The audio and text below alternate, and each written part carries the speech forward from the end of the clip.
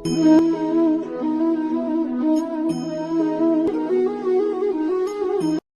ಗುರುಭ್ಯೋ ನಮಃ. ಇವತ್ತು ನಮ್ಮ ಶಾಲೆಯಲ್ಲಿ ಟ್ಯಾಲೆಂಟ್ಸ್ ಡೇ ಏರ್ಪಡಿಸಿದ್ರು. ಈ ದಿನದಲ್ಲಿ ನಾನು ಹಾಡನ್ನ ಹಾಡ್ದೆ. ನನ್ನ ಈ ಶ್ಲೋಕದ ಪ್ರತಿಭೆಯನ್ನ ತೋರಿಸ್ಕೊಳಕ್ಕೆ ಆಗ್ಲಿಲ್ಲ. ಆದ ಕಾರಣ ನಾನು ನಮ್ಮ ಶಾಲೆಯ ಶಿಕ್ಷಕರ ಹೆಸರಿನ ಪ್ರತಿಯೊಂದು ಅಕ್ಷರಕ್ಕೂ ಶ್ಲೋಕವನ್ನ ಹೇಳ್ತೇನೆ. ಮೊದಲು ನನ್ನ ಹೆಸರಿಂದ ಆರಂಭ ಮಾಡ್ತೀನಿ.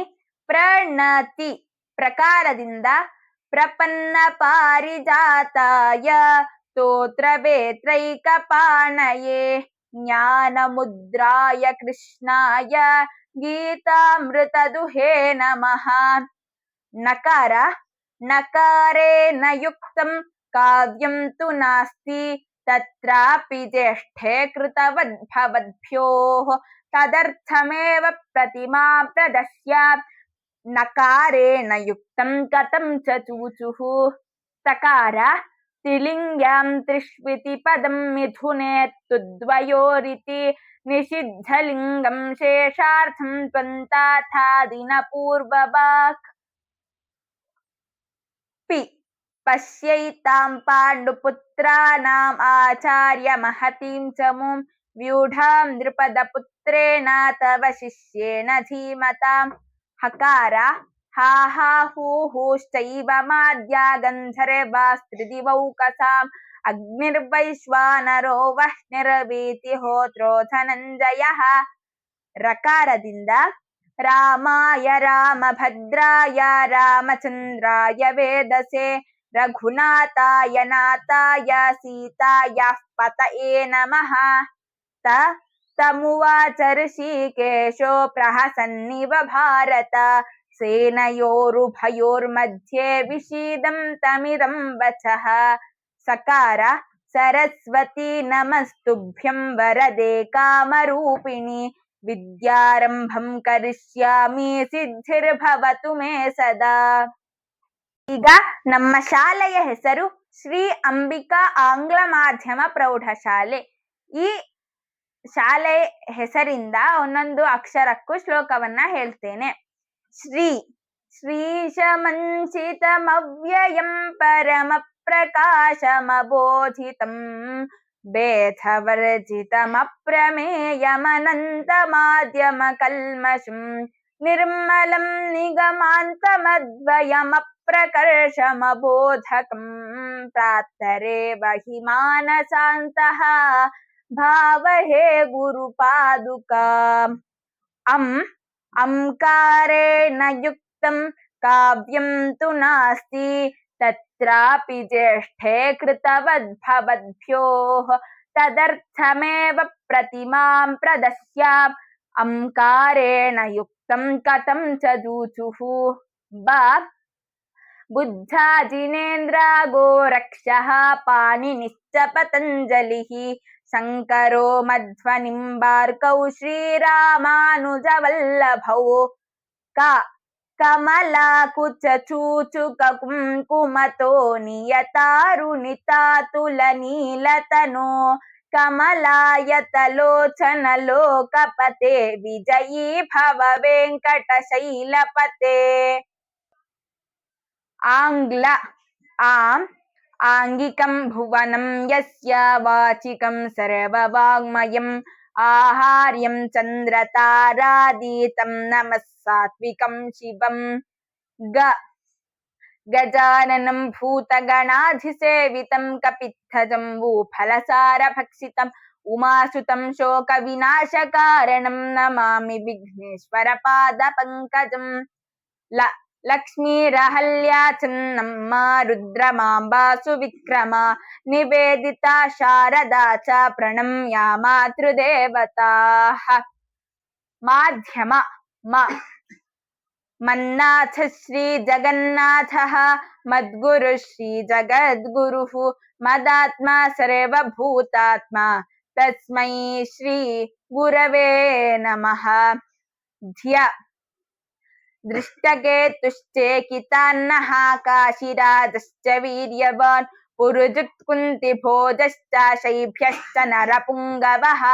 यत्र यत्र स्थितो देवः सर्वव्यापी महेश्वरः यो गुरुः सर्वदेवानां यकाराय नमो नमः। महेन्द्रो मलयः सह्यो देवतात्मा हिमालयः ध्येयोरैवतको विन्ध्यो गिरिश्चारावलिस्तथा। प्रौढशाले प्रथमं वक्रतुण्डं च एकदन्तं द्वितीयकं तृतीयं कृष्णपिङ्गाक्षं गजवक्त्रं चतुर्भुजं ढकारेण युक्तं काव्यं तु नास्ति तत्रापि ज्येष्ठे कृतवद्भवद्भ्योः तदर्थमेव प्रतिमां प्रदश्य ढकारेण युक्तं कथं च चूचुः।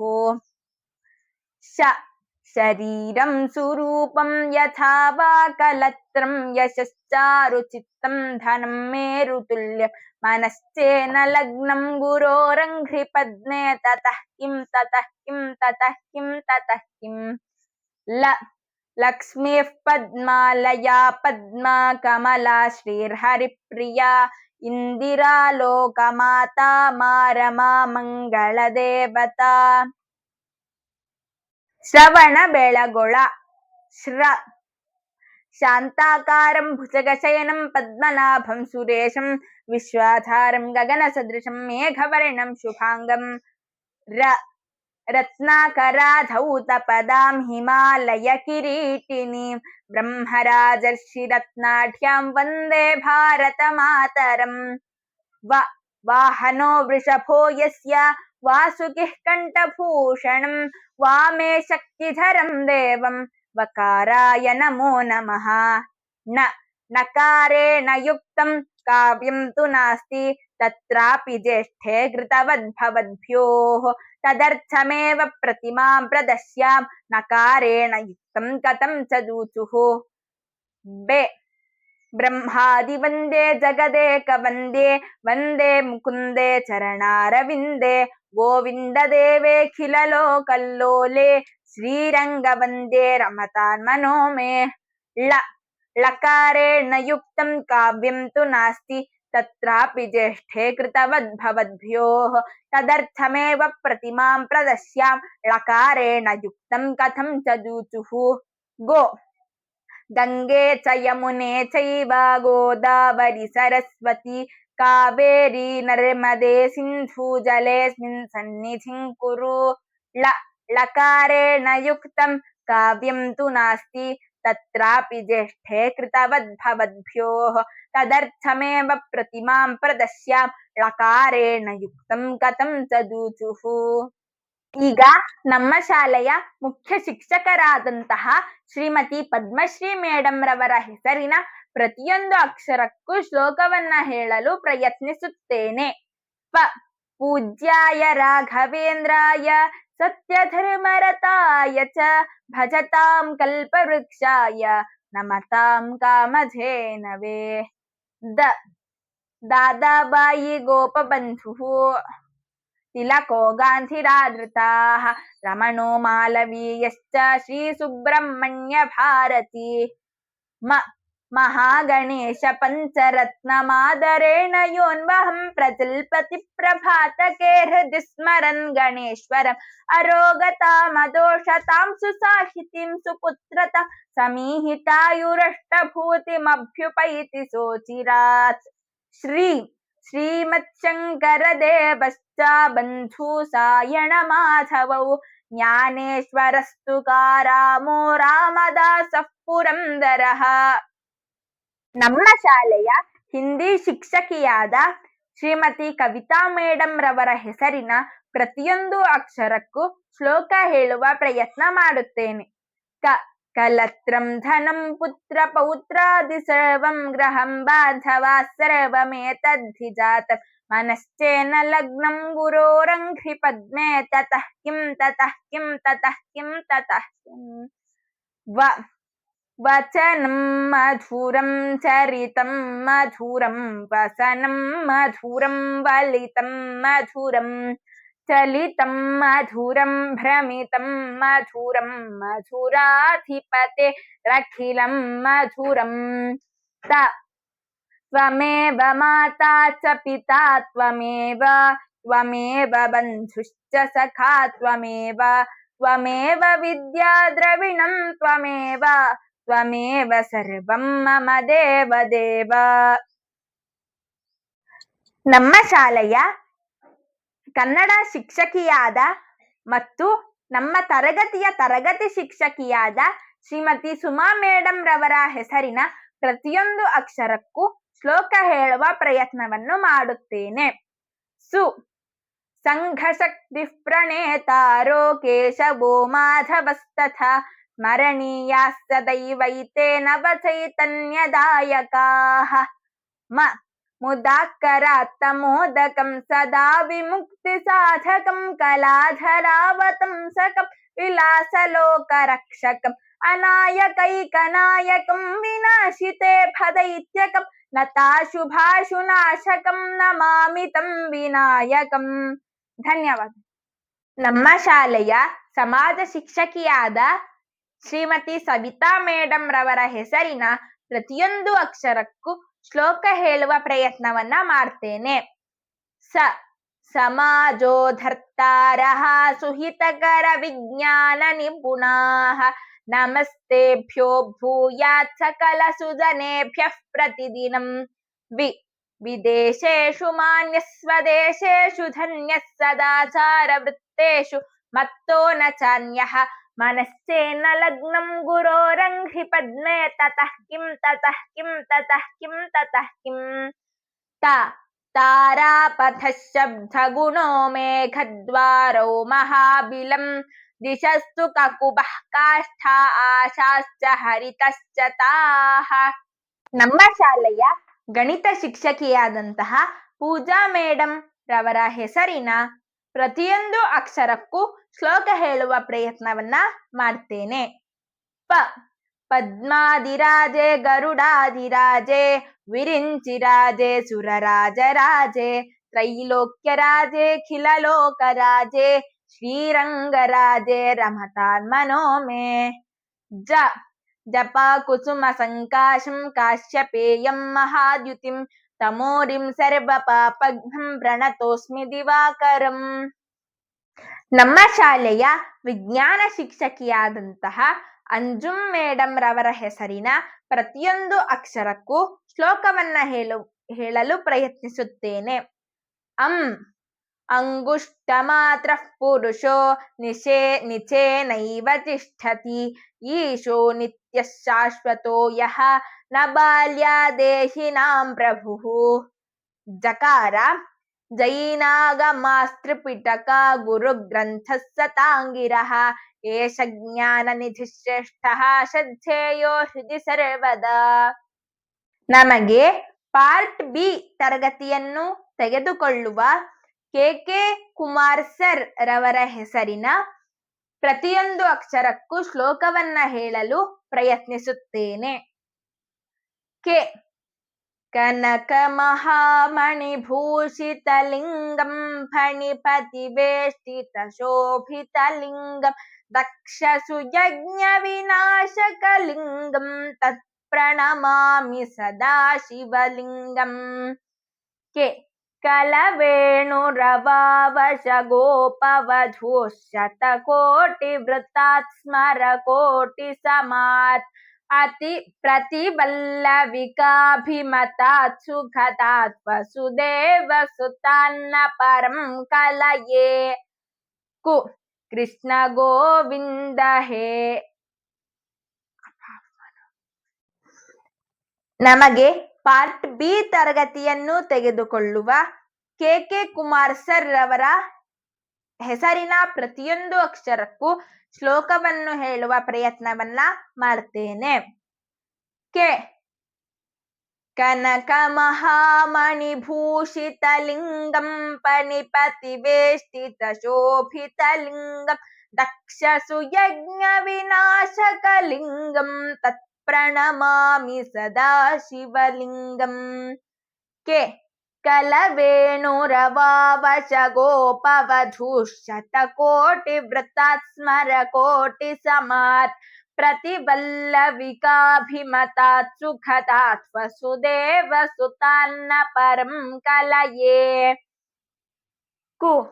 कृष्ण गोविंद हे राम नारायण श्रीपते वासुदेवार्चित श्रीनिधे अच्युतानंत हे माधवाधोक्षजा द्वारका नायका द्रौपदी रक्षका माता च पार्वती देवी पिता देवो महेश्वरः बान्धवा हरिभक्ताश्च स्वदेशो भुवनत्रयम् राक्षसः शोभितो सीतया शोभितो दण्डकारुण्यभूपुण्यतः कारणः लक्ष्मणेनान्वितो वानरैः सेवितो अगस्त्य ಸಂಪೂಜಿತೋ ರಾಘವ ಪಾತು ಮಾಂ. ನಮ್ಮ ಶಾಲೆಯ ದೈಹಿಕ ಶಿಕ್ಷಣದ ಶಿಕ್ಷಕರಾದಂತಹ ಕುಮಾರ್ ಸರ್ ರವರ ಹೆಸರಿನ ಒಂದೊಂದು ಅಕ್ಷರಕ್ಕೂ ಶ್ಲೋಕವನ್ನ ಹೇಳುವ ಪ್ರಯತ್ನವನ್ನ ಮಾಡ್ತೇನೆ. ಕುಂಚಿತೈರ್ಕುಂತಲೈರ್ಭ್ರಾಜಮಾನಾನನಂ ರತ್ನಮೌಲಿಂ ಲಸತ್ ಕುಂಡಲಂ ಗಂಡಯೋಃ ಹಾರಕೇಯೂರಕಂ ಕಂಕಣ ಪ್ರೋಜ್ವಲಂ ಕಿಂಕಿಣಿ ಮಂಜುಲಂ ಶ್ಯಾಮಲಂ ತಂ ಭಜೆ. ಮಹಾದೇವಂ ಮಹಾತ್ಮಾನಂ ಮಹಾಧ್ಯಾನಂ ಪರಾಯಣಂ ಮಹಾಪಾಪಹರಂ ದೇವಂ ಮಕಾರಾಯ ನಮೋ ನಮಃ. ರಾಮೋ ರಾಜಮಣಿಃ ಸದಾ ವಿಜಯತೆ ರಾಮಂ ರಮೇಶಂ ಭಜೆ ರಾಮೇಣಾಭಿಹತಾನಿ ಶಾಚರ ಚಮೋ ರಾಮಾಯ ತಸ್ಮೈ ನಮಃ. ರಾಮಾನ್ನಾಸ್ತಿ ಪರಾಯಣಂ ಪರತರಂ ರಾಮಸ್ಯ ದಾಸೋಸ್ಮ್ಯಹಂ ರಾಮೇ ಚಿತ್ತಲಯಃ ಸದಾ ಭವತು ಮೇ ಭೋ ರಾಮ ಮಾಂ ಉದ್ಧರ ಭೋ ರಾಮ ಮಾಂ ಉದ್ಧರ. ನಮ್ಮ ಶಾಲೆಯ ಆಂಗ್ಲ ಶಿಕ್ಷಕರಾದಂತಹ ಪ್ರಶಾಂತ್ ಸರ್ ರವರ ಹೆಸರಿನ ಪ್ರತಿಯೊಂದು ಅಕ್ಷರಕ್ಕೂ ಶ್ಲೋಕ ಹೇಳುವ ಪ್ರಯತ್ನವನ್ನ ಮಾಡ್ತೇನೆ. ಪ್ರಸೀದ ಭಗವತ್ಯಂಬ ಪ್ರಸೀದ ಭಕ್ತವತ್ಸಲೆ ಪ್ರಸಾದಂ ಕುರು ಮೇ ದೇವಿ ದುರ್ಗೆ ದೇವಿ ನಮೋಸ್ತುತೆ. ಶಾಂತಯೇ ಪ್ರಣಮಾಮಿ ತ್ವಂ ಜಗತ್ಪಾಲನ ತತ್ಪರ ಭಕ್ತಾನಾಮ ಭಯಂ ದೇಹಿ ಸರ್ವಕಾರ್ಯೇಷು ಸರ್ವದಾ. ತಪಸ್ವಾಧ್ಯಾಯ ನಿರತಂ ತಪಸ್ವಿ ವಾಗ್ವಿದಾಂಬರಂ ನಾರದಂ ಪರಿಪಪ್ರಚ್ಛ ವಾಲ್ಮೀಕಿ ಮುನಿ ಪುಂಗವಂ. ನಮ್ಮ ಶಾಲೆಯಲ್ಲಿ ಕಾರ್ಯನಿರ್ವಹಿಸುತ್ತಿರುವ ಶಶಿಕಲಾ ಆಂಟಿಯವರ ಹೆಸರಿನ ಪ್ರತಿಯೊಂದು ಅಕ್ಷರಕ್ಕೂ ಶ್ಲೋಕ ಹೇಳುವ ಪ್ರಯತ್ನವನ್ನ ಮಾಡ್ತೇನೆ. ಶಾರದಾ ಶಾರದಾಂಭೋಜ ವದನ ವದನಾಂಭುಜೆ ಸರ್ವದಾ ಸರ್ವದಾಸ್ಮಾಕಂ ಸನ್ನಿಧಿ ಸನ್ನಿಧಿಂ ಕ್ರಿಯಾತ್. ಶಂಖಂ ಚಂದ್ರಾರ್ಕದೈವತ್ಯಂ ಮಧ್ಯೆ ವರುಣ ದೇವತಾ ಪೃಷ್ಠೆ ಪ್ರಜಾಪತಿಸ್ತತ್ರ ಅಗ್ರೆ ಗಂಗಾ ಸರಸ್ವತಿ. ಕರಾಗ್ರೆ ವಸತೆ ಲಕ್ಷ್ಮೀ ಕರಮಧ್ಯೆ ಸರಸ್ವತಿ ಕರಮೂಲೆ ಸ್ಥಿತಾ ಗೌರಿ ಪ್ರಭಾತೆ ಕರದರ್ಶನಂ. ಲಾಲಯೇತ್ ಪಂಚವರ್ಷಾಣಿ ದಶವರ್ಷಾಣಿ ತಾಡಯೇತ್ ಪ್ರಾಪ್ತೆ ತು ಷೋಡಶೆ ವರ್ಷೆ ಪುತ್ರಂ ಮಿತ್ರವದಾಚರೇತ್. ನಮ್ಮ ಶಾಲೆಯ ಕ್ಲರ್ಕ್ ಆದಂತಹ ಶೈಲಶ್ರೀ ಮೇಡಂ ರವರ ಹೆಸರಿನ ಪ್ರತಿಯೊಂದು ಅಕ್ಷರಕ್ಕೂ ಶ್ಲೋಕವನ್ನ ಹೇಳುವ ಪ್ರಯತ್ನವನ್ನ ಮಾಡ್ತೇನೆ. ಶೈಶವೇ ಅಧಿತಾ ವಿದ್ಯಾ ಶೈಲವದ್ಧುಡತಾ ವ್ರಜೇತ್ ಶೈತ್ಯೇನ ವಿದ್ಯಾ ಗೃಹ್ಯತೆ ಶೈಲೇ ಕೃತಾ ತಪಃ ಕ್ರಮಃ. ಲಾಲನಾದ್ ಬಹವೋ ದೋಷಾಃ ತಾಡನಾದ್ ಬಹವೋ ಗುಣಾಃ ತಸ್ಮಾತ್ ಪುತ್ರಂ ಚ ಶಿಷ್ಯಂ ಚ ತಾಡಯೇತ್ ನ ತು ಲಾಲಯೇತ್. ಶ್ರೀರಾಮ ರಾಮ ರಾಮೇತಿ ರಮೇ ರಾಮೇ ಮನೋರಮೆ सहस्रनाम तत्तुल्यं रामनाम वरानने।